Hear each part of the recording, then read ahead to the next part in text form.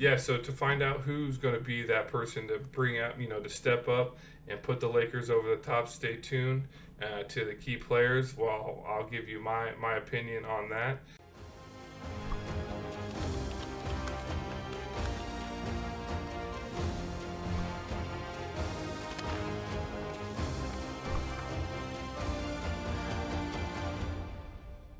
Welcome to DFS Insights, where the game behind the game comes to life. I am David Geislinger, and David Grant Jr. is not feeling well, but he said he'll be back to make sure he's ready to go for Game 3. The teams up on the block are the Los Angeles Lakers at the Denver Nuggets. So yeah, if you're just tuning in, this is DFS Insights. Typically, it's myself, my cousin, and myself. We give overall breakdown of this matchup, and then three key players each, and who we think is going to do well in this matchup and give you the best opportunity to hit that top spot, that 10K to first, and hopefully by yourself. We do provide lineups at the end of the video, so stick around. Make sure you fully understand why with our key players, and we'll give you those lineups. Everything's time stamped below. So with that, yeah, here we go again. Denver Nuggets won game one against the Lakers, 103 to 114. It was a pretty good game. Lakers came out swinging. Looked like they were doing fairly well. Second half came around and Jokic started picking up and actually ended up in the MVP here. So before we get into just breaking down this game, I'm gonna go kind of rehash the previous game here. Looking at the previous game info, like I mentioned, Denver did take the W here, 114 to 103. It looked like Davis, James, and Russell were the top three fantasy scorers for the Lakers, and Jokic, Murray, and Porter ended up being the top three for the Denver Nuggets. Alongside that, here was the optimal lineup. Seeing it was, someone did hit it solo. Pretty chalky lineup, but they ended up sneaking in DeAndre Jordan down here at 0.5% overall drafted. He ended up doing fairly well, getting about 12 points to make his 6K salary worth it. So yeah, it was a pretty good lineup. David, was doing fairly well towards the end there. So he was, basically up in that top five again. So here's the overall ownerships of the slate. As you can see here, everything's broken down into salaries, basically of all the players. That played significant amount of minutes. So looking over, like I mentioned, Jokic 64% owned at the MVP, 23% Davis, 17.8 for Porter, 20.2 for Gordon in the utility, and like I mentioned, 0.5 for DeAndre Jordan. So yeah, it was a good matchup. It was a good game also to watch. So getting into this game here, these stats are going to be based on the previous game. So Denver's coming in again as a 7.5 favorites. They were 7-point favorites the last matchup. Similar over under 223.5, so not too bad. Denver Nuggets coming in, their offensive rating based on the first game, 121.3, defensive 109.6, and their pace about 94. Lakers coming in, didn't basically the opposite, 109.6 offensive rating, 121.3 defensive rating, and 94. Lakers came in with the pace of over 100. And then Denver Nuggets were right out about at 98. So where I thought Denver Nuggets would actually pick up the pace, benefit from the Lakers, the positive pace differential. They actually slowed down the game quite significantly, and that probably what maybe threw the Lakers off here. And as typical, as always, as in every single one of these videos that we've done for the Lakers, we can't go without mentioning the injuries. Obviously, Anthony Davis, game time decision, and LeBron James, game time decision.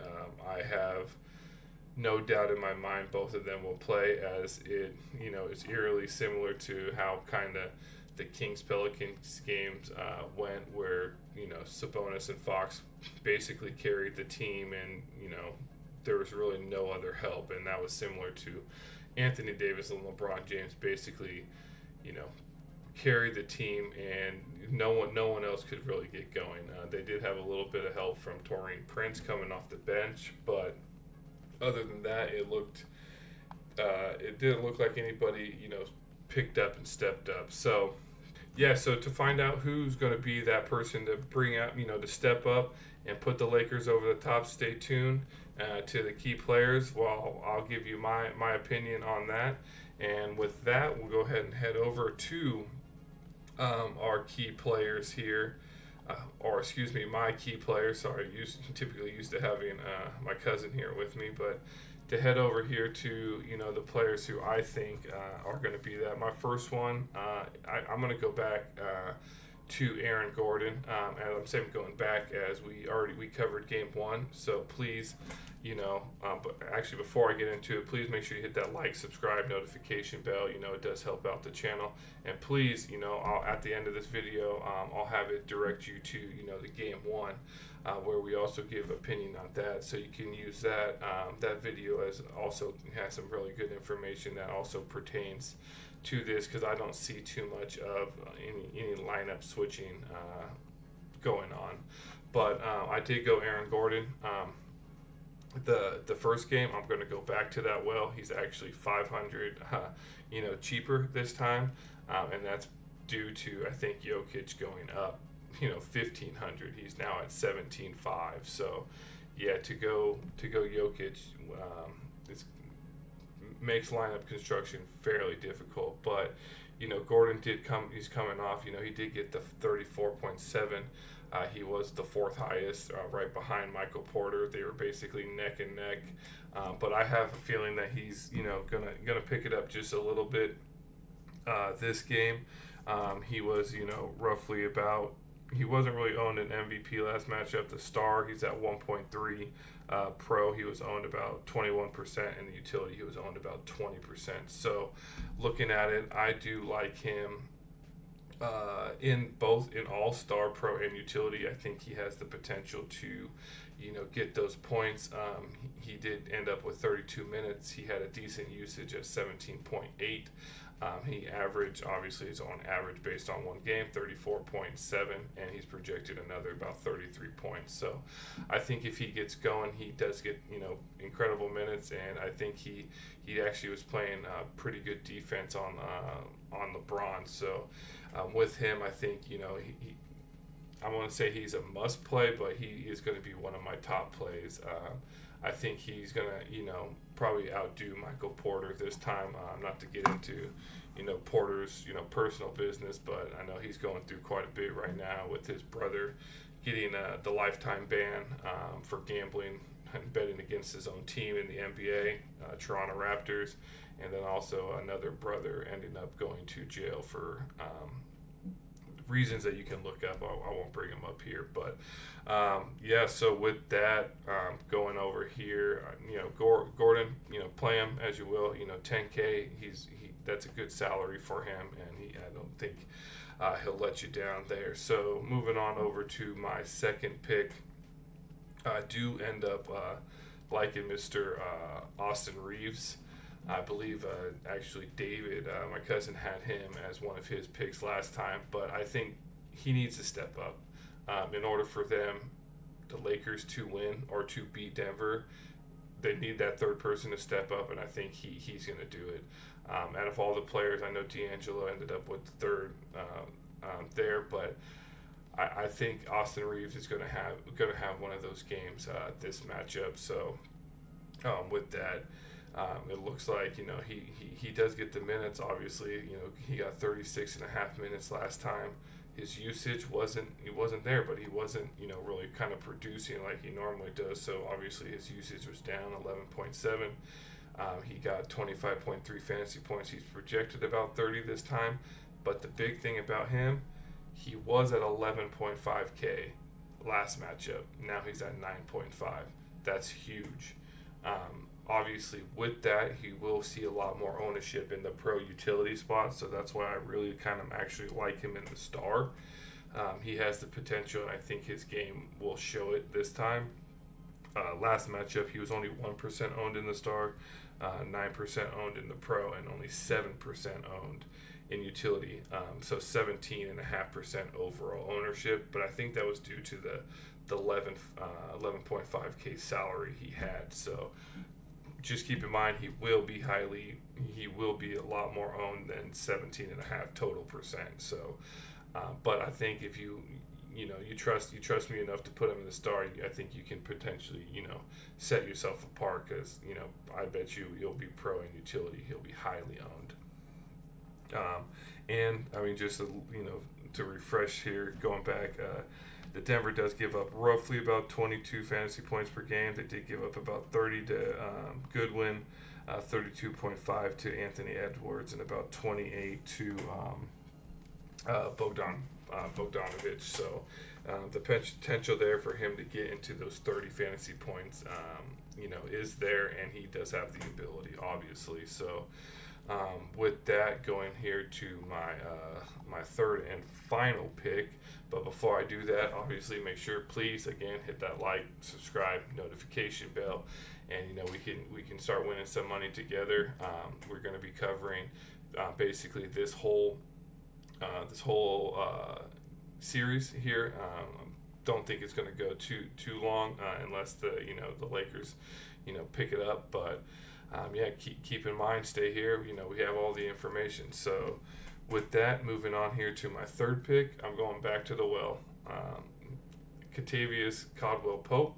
He was another one of my picks last time, and he didn't let me down. It started to kind of look like he was going to, but he ended up with about 24.9 fantasy points. However, he didn't even really get going until I think his first points came in the third quarter.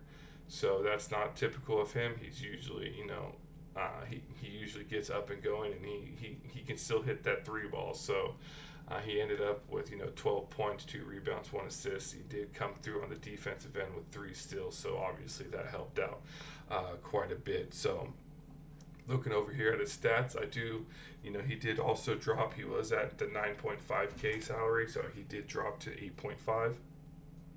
I still like him in the pro utility slot, where pro. I do like him in the pro because I think his ownership will be low comparing it to last time. He wasn't really owned in MVP or star, but he was owned 2.5% in the pro and 25% in the utility. So putting him up to pro, you're going to get that huge bump there. And like I said, with him also dropping salary, he'll probably be a little higher owned as well. He did get 37 minutes, so you can't ask too much. And of that, 37 is great. Usage, I think, like I said, it was a little bit low. He didn't start get going until about the third quarter, so 12.8. End up 24.9, and he's projected about 23. So that's great. 23, mid 20s, especially if you have him in the utilities. If you bump him up to pro, you're really kind of hoping he hits that 30 mark, which it's easy for him to do, or he can easily get that done. So so those are my key players. Let me know in the comment section below what you think. Wish David was here so you guys could get 3 extra ones, but like I mentioned, he will be back for the game 3 cast. So enough of me. So if enough of me talking about that, let's get over to our lineups. So welcome if you are just joining here. I'm about to show the lineups of this. If you have any questions about why I did what I did or who I picked, go back, hit that, rewind button, go back, look over the key players. And even in the previous video, where, we break down, game 1, there's a lot of information there. So without anything else, going here to lineup, looking pretty good. So got Anthony Davis, MVP, Jamal Murray at the star, Austin Reeves, as I mentioned in the pro, Gordon, and Caldwell-Pope in the utility. So like to see that, like to see some comments, questions down in the comment section below. I'd like to start getting some more engagement on these videos, and start interacting with the people that are viewing here. So with that, good luck. Also we do plan on doing, like I said, we're covering basically doing a video night here covering that 10K to first tournament. So like I said, subscribe to the channel, you won't miss it. A breakdown. We primarily focus here on the Fanduel single games, and we do cover UFC over for DraftKings. So keep that in mind. We will have a video coming up later this week for the Saturday fight night.